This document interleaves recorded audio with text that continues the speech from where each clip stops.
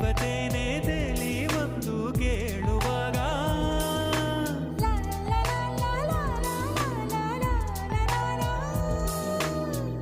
ಬೇಡ ಎಂದು ಹೇಗೆ ನಾನು ಹೇಳಲಿಗ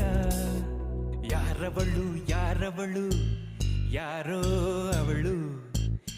ಏನಿವಳು ಏನಿವಳು ಹೇಳ್ತಾಳಿವಳು